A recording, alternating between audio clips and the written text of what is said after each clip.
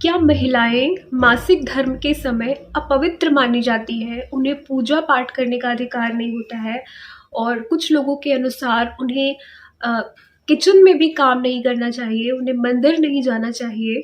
और जो पुरानी दादी नानी वगैरह हैं, जो पुरानी माताएं वगैरह हैं, वो इस बारे में विशेष करके बताती रहती हैं, कहती रहती हैं। कई बार आपस में जो लड़कियां एक दूसरे से बात कर लेती हैं तो वो डिस्कस करती रहती हैं, वो जानना चाहती हैं कि क्या वजह है इसके पीछे, ऐसा भी क्या है इसमें जो अपवित्र कहा जाता है, या अगर है ऐसा तो ऐसा क्यों है, और अगर नहीं है तो इस बात को स्पष्ट किया जाए। पुराने समय में होता था कि महिलाओं के पास उतनी सुविधाएं नहीं होती थी, उतनी सारी जैसे कि आज के समय में सैनिटरी पैड्स वगैरह सारे इजीली अवेलेबल होते हैं मार्केट में, और सरकार के द्वारा कितनी सारी सुविधाएं दी जा रही हैं। फ्री सैनिटरी पैड्स भी कई जगह पे डिस्ट्रीब्यूट होते हैं। पहले के समय में ऐसा नहीं था, उनके पास उनको इतनी समझ भी नहीं थी, उनको पता नहीं था। और पहले की औरतों के काम आप देखिए कैसे होते थे। वो खेतों में जाके काम करती थी, वो घर पे आटा वगैरह पीसने का काम करती थी, जो कि बहुत मेहनत का काम है। आज की औरतें उतना नहीं कर पाती हैं, थोड़े से काम में ही वो परेशान हो जाती हैं। उनके काम बहुत ज़्यादा परिश्रम वाले हुआ करते थे। उस समय ये नियम बनाया गया कि यदि हमें औरतों को एक सेफ जोन में रखना है, एक सुरक्षित जोन में रखना है, कि इतनी ऐसी अवस्था में जब उनके शरीर में दिक्कत है, ऐसे समय में पता होगा सभी को कि औरतों के शरीर में बहुत सारी समस्याएं उत्पन्न हो जाती हैं मासिक धर्म के समय में। जैसे कि पेट में किसी किसी के ज़्यादा दर्द होता है, किसी किसी के कम होता है, किसी किसी के बहुत ज़्यादा होता है और उनको दवाएं भी खानी पड़ती हैं। किसी किसी के पैर में दर्द होता है, किसी को फीवर भी हल्का फुल्का सा हो सकता है, तो शरीर पूरी तरीके से स्वस्थ नहीं रहता है। तो उस समय पे उनको बहुत ज़्यादा श्रम के लिए कह देना ठीक नहीं होता था। तो एक नियम बना दिया गया कि महिलाएं, चलो अपवित्र ही कह दिया उस समय कि ठीक नहीं, साफ नहीं है और उनको ये काम नहीं करना है, तो आराम से उनका ऐसा समय होता था कि वो आराम से रेस्ट करती थी। क्या आपको नहीं लगता कि ऐसे समय में जब कोई भी व्यक्ति अस्वस्थ है तो उसको आराम की ज़रूरत होती है? तो वो एक पीरियड टाइम से वो एक क्रम चला आ रहा है कि उसको किसी ने डिफाइन करने की नीड नहीं समझी। अब बात आता है कि क्या पवित्रता के कारण ऐसा कहा जाता है? क्या वो इतनी अशुद्ध हो जाती हैं कि उनको अधिकार नहीं होता है पूजा पाठ करने का?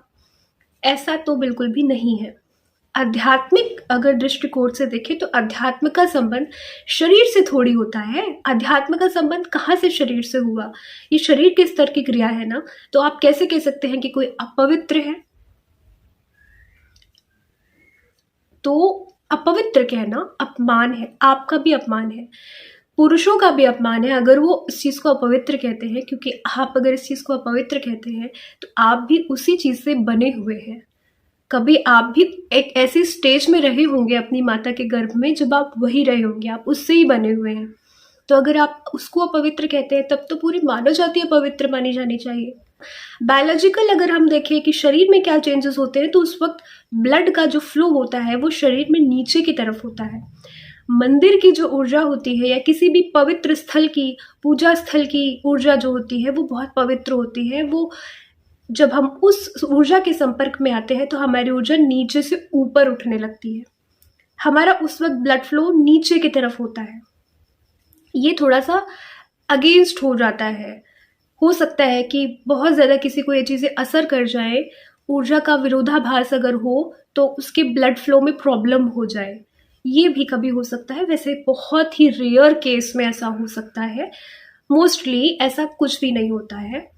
बहुत ही रेयर केस में कि ऊर्जा इतना इफ़ेक्ट कर रही है कि ब्लड फ्लो को इफ़ेक्ट कर दे और ब्लड डाउनवर्ड फ्लो उसका इफ़ेक्ट होके फिर वो उसको सही से उसको पीरियड्स ना हो, ऐसी प्रॉब्लम हो जाए, ये बहुत कम संभावना होती है। अदरवाइज़ मुझे नहीं लगता है कि ऐसा कुछ होता होगा। 1% ऐसा चांस होता है कुछ केसेस में, क्योंकि कुछ चीज़ों की जैसे रुद्राक्ष की ऊर्जा हाई होती है, कुछ चीज़ों की ऊर्जा हाई होती है। हाई ऊर्जा हमारी एनर्जी को ऊपर की तरफ बढ़ाती है और जब डाउनवर्ड ब्लड फ्लो होता है तो उसको थोड़ा सा प्रॉब्लम हो सकता है किसी-किसी को हो भी, पर ऐसा देखने में कम आया है। तो हाँ, इस वजह से भी कहा जाता है कि आपको ऐसा पूजा नहीं करनी है या जाप के लिए मना किया जाता है।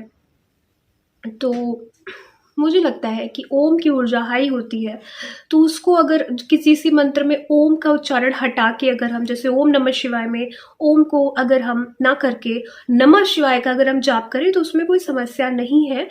तो ये छोटी-छोटी सी सावधानियाँ हमारे लिए बनाई गई थी, जिनके कारण हमें थोड़ी सुविधा हो, औरतों को सुविधा हो, स्त्रियों को सुविधा हो, इसलिए ये सारी बातें कही गई थी। इनका अपवित्रता से कोई लेना-देना नहीं है। कई बार स्कूल के जो बच्चे होते हैं, उससे पूछते हैं कि दीदी ऐसी-ऐसी बात है, तो क्या हमें ऐसा नहीं करना चाहिए? हमारी माँ ऐसे मना करती है। तो देखिए, अगर आपके बड़े आपको मना कर रहे हैं, स्पेशली फॉर दोज़ गर्ल्स जो ऐसे क्वेश्चंस मुझसे करते हैं या किसी से भी करते हैं, अगर आपके मन में है, तो अगर आपके बड़े आपको मना कर रहे हैं, तो अगर आप डायरेक्टली उनको अपोज़ करोगे, अगेंस्ट जाओगे, उन्हें बुरा लगेगा। उनको एक तरीके से अपमान करना हो गया, तो आपको किसी का इंसल्ट नहीं करना है, किसी का अपमान नहीं करना है। और अगर आपको बहुत इच्छा है, तो आप मानसिक जाप कर लो, ऐसा कुछ कर लो। ज़रूरी नहीं है कि वो सारी एक्टिविटीज़ करो, मानसिक जाप कर सकते हो आप थोड़ा बहुत। नहीं तो 2-3 दिन का तो ऐसा समय होता है कि जब थोड़ा-सा शरीर में दिक्कत ज़्यादा होती है, उस वक़्त कुछ ख़ास हमें करने की भी इच्छा नहीं होती। जो बाहर के कुछ फूड आइटम्स होते हैं, उनमें कुछ ऐसे केमिकल मिलाए जाते हैं, जो कि लड़कियों के शरीर में या लड़कों के शरीर में जब जाते हैं, तो उनके उन हार्मोन्स को बहुत जल्दी बढ़ा देते हैं, जो उनको यंग कर देते हैं, बहुत जल्दी यंग कर देते हैं। तो इस वजह से पीरियड्स वगैरह खान-पान का असर होता है कि लड़कियों को बहुत जल्दी एज में आने लगते हैं। वो बच्चे होते हैं, उन्हें कुछ नहीं पता होता है उस टाइम पे, तो बहुत ज़्यादा दुःख की बात है। हमें लगता है कि बहुत ज़्यादा सोचने वाला विषय है। सरकार को इस विषय में सोचना चाहिए कि क्या महीने में लड़कियों को, महिलाओं को 2 दिन की छुट्टी नहीं मिल सकती है उनके काम से? क्या बाहर जो लड़कियाँ जॉब वगैरह करती हैं, उनको 2 दिन की छुट्टी तो मुझे लगता है कि ज़रूर मिलनी चाहिए।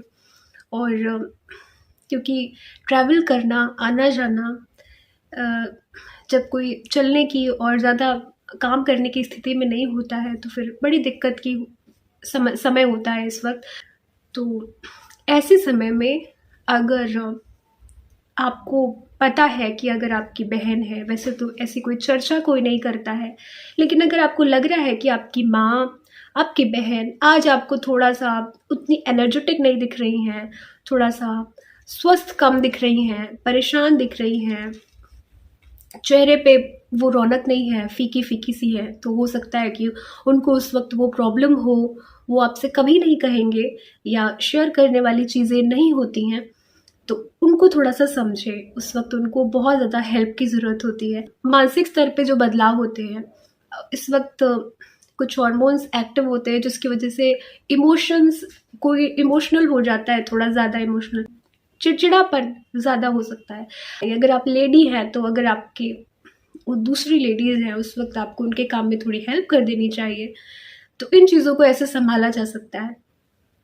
बाकी अपवित्रता का कोई इसमें रोल नहीं है कि अभी भी अगर आपको लगता है कि मैं कुछ कहना भूल रही हूँ, मैं कुछ बताना भूल रही हूँ, तो प्लीज़ आप कमेंट सेक्शन में ज़रूर पूछें या ज़रूर डिस्कस करें। आप सभी के लिए बहुत सारा प्रेम, बहुत सारी प्रार्थनाएँ।